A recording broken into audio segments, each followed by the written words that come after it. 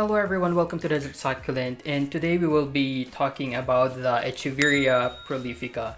As its name suggests, this succulent is a prolific reproducers or mabilis silang magpadami, and they are creating these beautiful clusters of minty and silvery green rosettes. As you can see in front of us, this is how a Prolifica look like. Although maliit lang siya, this kind of succulent can actually give you a lot of offsets. So one mother plant can give you multiple na offsets. This one is the mother plant, and all of these surrounding the mother plant are all offsets. Our Prolifica is considered as a small clustering na succulent. Ibig sabihin, they are in groups, and yung rosette nila can only grow to about 2 to 4 inches in diameter. So for example, this one, I think this is just 1 inch in diameter.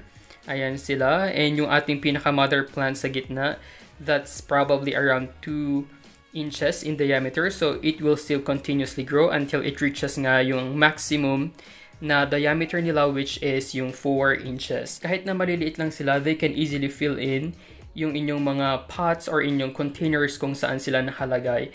During its flowering season, it can give you these beautiful yellow blooms that appears on long leafy stems. And yun nga yung isa sa mga characteristic nitong plant na to. Another interesting thing about this succulent is that yung kanyang mga offsets grow in these long stems. Ayan siya. So it's literally branching out. If we will be talking about yung kanyang light requirements, this Prolifica requires about 6 hours of bright yet indirect sunlight every day. So this one is our mother plant, and it's receiving full filtered sunlight around 8 hours a day.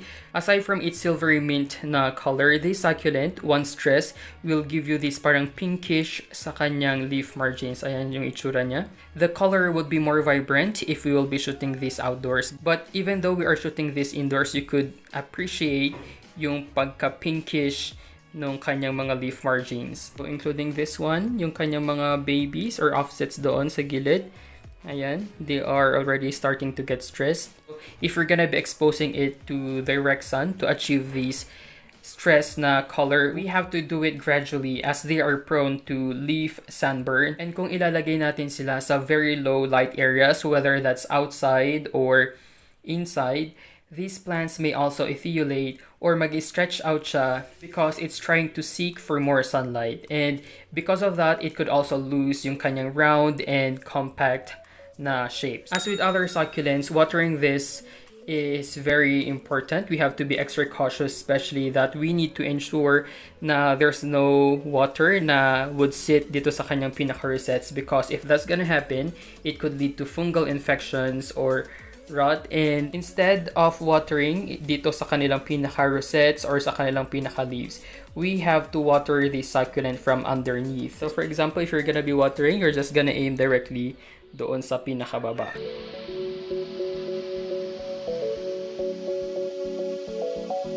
And as always, we need to let yung kanilang soil to go dry in between waterings. And I do water my Prolifica every 2 weeks. Depende talaga yan if totally dry na yung kanyang pinaka-soil. And next is all about the maintenance that we need to do for our Prolifica. And they are very prone to pests like yung mga mealybugs and yung scales. And it's very important for us to check these kind of pests from time to time, especially that they are in clusters. Even if we have 1 or 2 mealybugs, that is enough to infect all of the rosettes na meron tayo dito sa ating pot. What you are seeing right now is unexpected. It's not my intention na itanim dito yung ating Prolifica. During that time, around 4 months ago, I have this mother plant na natanggal sa kanyang nursery pot, and wala pa ako mapaglagyan before, and pinatong ko lang siya dito sa ating maliit na container. You can also see na yung kanyang soil is just 1/3 of this pot. So nilagay ko lang siya dito temporarily. But I was surprised kasi habang tumatagal, lumalaki siya ng lumalaki, and until now, it has already a lot of offsets. This succulent didn't receive any special treatment before. Yung kanyang soil is just yung typical na garden soil. I didn't add any fertilizers here. Nilagay ko lang siya sa isang small corner ng ating filtered na greenhouse. And we have here right now a lot of bite marks. As part of our maintenance today, we will be removing itong mga leaves na medyo may mga bite marks o may mga scar. It's very simple to remove it. You might be thinking na sayang naman if we will be removing these leaves, but hindi siya sayang kasi we can actually save this for propagation. So para lang kayo nagpro-propagate, sobrang bilis matanggal yung kanyang leaves. Ayan, so we will be removing all of these. And even if natanggalin natin itong mga leaves na to na may damage, hindi naman makaka-affect dito sa ating plant.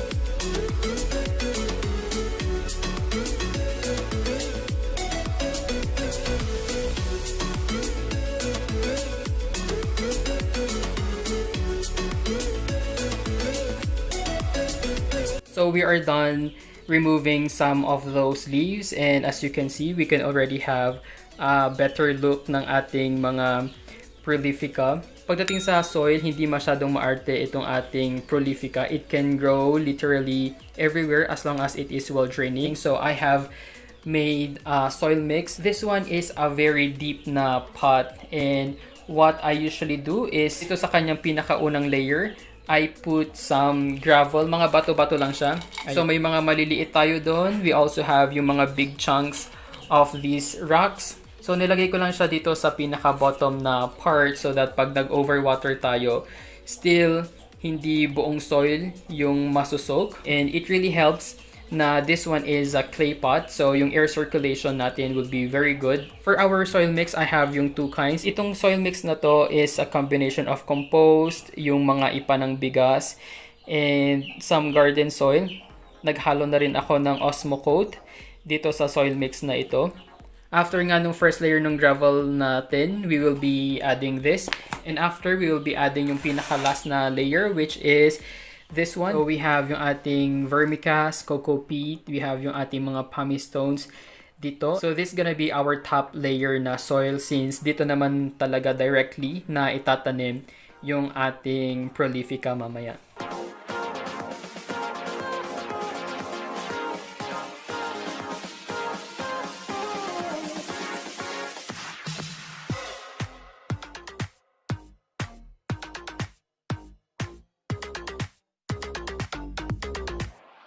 This is what I usually do sa aking mga succulents.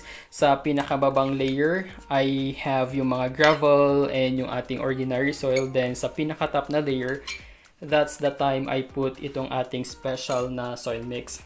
Itong ating pinakatop layer is very rich in nutrients.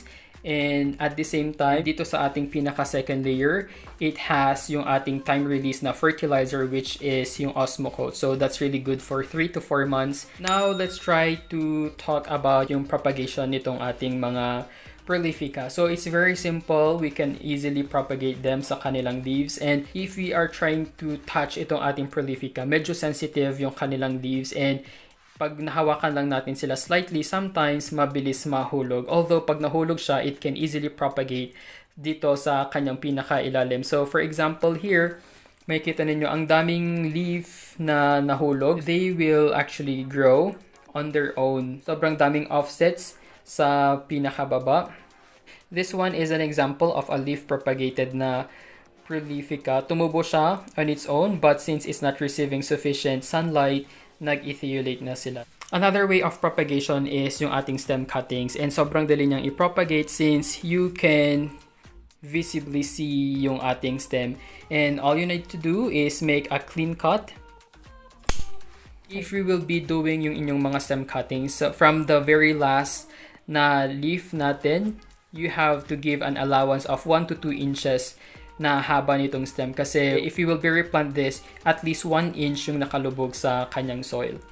Ayan, so that's it. We already have one successful na propagation nitong ating Prolifica. But even if we will not be doing yung ating stem cuttings, it will continuously grow. As you can see, it's already a mother plant. Ang dami niyang offsets in between.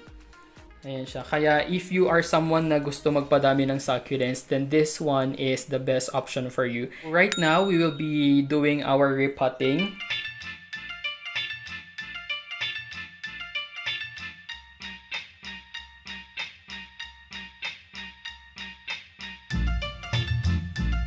So this one is from another succulent. So we will remove this. Kung makikita niyo ang daming offsets dito na tumubo. Kahit na ganito kaliit. Ayan siya oh. Sobrang liit niya but still mabubuhay na siya. This is what I usually do sa aking mga succulents. Itong mga old roots, we can just simply trim them. Ganyan. So this would allow for faster growth ng new roots sa kanya. So since we have removed some of its soil, we are now ready to repot it dito sa ating head planter. So what we will be doing is simply ipapatong lang natin siya dito sa gitna.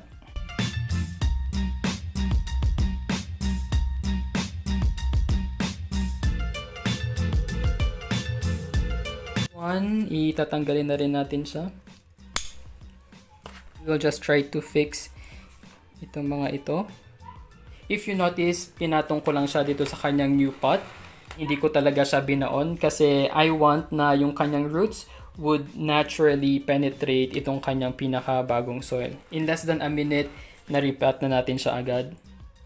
This is how it looks like sa ngayon and we cannot really fully appreciate it yet kasi madami pang spaces in between, but in time magkakaroon tayo ng madaming offsets here and mas lalo pang gaganda itong ating head planter na ito. For your stem cuttings, you can air dry it for 3 to 5 days before transplanting, but if your soil is dry naman, you can immediately transfer them. And right now nga, I will transfer it.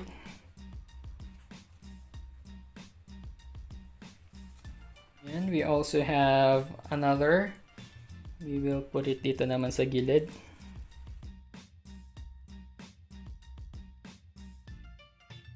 In the future, magiging ganito ang itsura niya. It will grow upwards.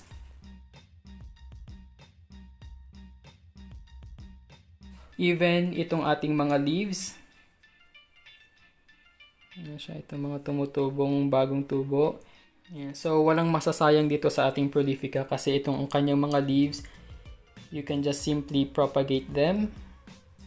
Yeah, ipapatong lang natin sila sa loob so they will fill in yung spaces, and after several months we will be giving you an update about our Prolifica. We'll be also adding itong mga etholated na leaf dito sa harapan kasi they will eventually grow.